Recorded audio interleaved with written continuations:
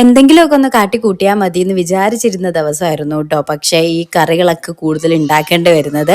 മീൻ എന്തായാലും കുറച്ച് മത്തിയും അതേപോലെ തന്നെ ചെമ്പല്ലി ഉണ്ടല്ലോ, ഉണ്ണിമേരി, അങ്ങനത്തെ 2 മീൻ കിട്ടിയിട്ടുണ്ടായിരുന്നു. അപ്പോൾ ഒന്ന് ഗ്രില്ല് ചെയ്യാനും പിന്നെ ഒന്ന് കറി വെക്കാനും ആണെന്ന് അപ്പോഴേ പറഞ്ഞിട്ടുണ്ടായിരുന്നു. അങ്ങനെ പിന്നെ മത്തി ഉമ്മിച്ച് വെട്ടി കഴുകിയെല്ലാം വൃത്തിയാക്കി തന്നെ ആ ഒരു ഏരിയ എനിക്ക് അറിയണ്ട കേട്ടോ. ഞാൻ പിന്നെ മത്തിയിലേക്കുള്ള അരപ്പൊക്കെ റെഡിയാക്കി തിളച്ച് വന്നു കഴിഞ്ഞപ്പോൾ മത്തിയും പിന്നെ അതേപോലെ മാങ്ങ ഇട്ടൊക്കെ കറി വെച്ചു. ഈ മത്തിക്കറി തേങ്ങ അരയ്ക്കുമ്പോഴത്തേക്കിനും ഈ മാങ്ങ ഇട്ട് കഴിഞ്ഞാൽ നല്ല ടേസ്റ്റാണ്. എനിക്കിഷ്ടം കേട്ടോ ആ ഒരു മാങ്ങ എടുത്ത് ചോറിൻ്റെ കൂടെ ഇങ്ങനെ കുഴച്ച് കഴിക്കാൻ വേണ്ടിയിട്ട്. പിന്നെ കുറച്ച് കൂർക്ക ഉണ്ടായിരുന്നു, അതും പിന്നെ ഉമ്മ തന്നെ തൊലി ഒക്കെ കളഞ്ഞു തന്ന കാരണം അതും കുഴപ്പമുണ്ടായിരുന്നില്ല. പിന്നെ ഗ്രില്ല് ചെയ്യാനുള്ള മീൻ, അതായത് വറുക്കാൻ വേണ്ടിയിട്ടായിരുന്നു, പിന്നെ ഗ്രില്ല് മാറ്റി ഞാൻ അത് വറുക്കാൻ വേണ്ടിയാക്കാമെന്ന് കരുതി. അതിൻ്റെ ഇടയ്ക്ക് ഒരു കണ്ണൂർ കോക്ടെയിൽ അടിച്ചിട്ടുണ്ടായിരുന്നു, അത് ഉമ്മച്ചിക്കും കൊടുത്ത് ഞാനും കുടിച്ചു. നല്ല ടേസ്റ്റ് ആയിരുന്നു കേട്ടോ. മീൻ ഒക്കെ താളിച്ച് കഴിഞ്ഞ് പിന്നെ ആ ഒരു മീൻ ഒന്ന് ഫ്രൈ ചെയ്തെടുക്കാമെന്ന് കരുതി അതും ആക്കി കഴിഞ്ഞപ്പോൾ ഉച്ചയ്ക്കത്തെ ഊണ് റെഡിയായി. അപ്പോൾ വീഡിയോ ഇഷ്ടപ്പെട്ടാൽ സബ്സ്ക്രൈബ് ചെയ്യാൻ മറക്കല്ലേ.